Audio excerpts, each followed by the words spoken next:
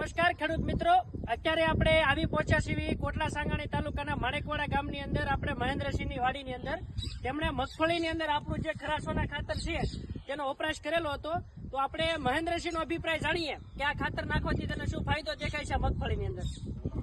Result સારું છે. Result સારું છે. હા. અને તમે કેટલી બેગ નાખેલી છે? કેટલા વીઘામાં? 2.5 વીઘામાં 1.5 બેગનો વપરાશ કરેલો છે. તમને આ માંડવી જોતા કેમ લાગે છે કે ભાઈ વિકાસ વૃદ્ધિ બધું સારું છે કે માંડવી રિઝલ્ટ સારામાં સારું માંડવીની અંદર? બીજા ખેડૂત મિત્રોને આપણે ભલામણ કરી શકાય કે અને રાસાયણિક ખાતર આપણે તમે નાખ્યું હતું આમાં કે નાખેલું કોઈ વસ્તુ નથી, ડીએપી કે કોઈ બીજું અન્ય ખાતર રાસાયણિક કોઈ વસ્તુ નથી, કોઈ નહીં, ખાલી ઓનલી ફોર ખરા સોનાનો ઉપયોગ કરેલો છે. ખરા સોના નાખી પાયાની અંદર વાવી દીધું હતું? કઈ રીતે પહેલેથી જ તે વિકાસ વૃદ્ધિ સારું હતું કે પહેલેથી જ? એટલે આપણે જે આ બધા ખેડૂત મિત્રો છે તેને તો બધી આ ખારા સોના વાપરેલું જ છે.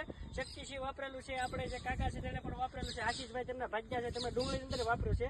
તો મગફળીની અંદર તમને કેમ પરિણામ દેખાય શક્તિસિંહ? તમારું શું કહેવું? મને તો મગફળીમાં ફ્લોરિંગ ને બધું બહુ સારું છે, સારામાં સારું. હા. અને રિઝલ્ટ મગફળીમાં ઓલા ખાતર કરતા અમને આ ઓર્ગેનિક રહ્યું એટલે વધારે મજા આવી અને સસ્તું પડે. સસ્તું પડે. તમારું કાકા શું કેવું છે મગફળીના પાકની અંદર? બહુ સરસ છે, એમાં રોજ બધું સારું છે મગફળીમાં તે. અને આશીષભાઈ તમે તો આ ખેતી અવારનવાર કરતા જ હો.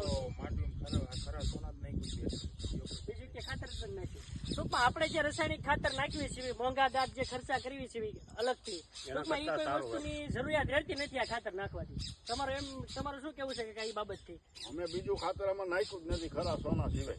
એવું છે. આ ખાતરથી મેન ફાયદો એ છે કે બીજું ખોટા ખર્ચા નથી. બીજા જે ખર્ચા ખેડૂતો કરે છે બીજા ઇતર ખાતર નાખીને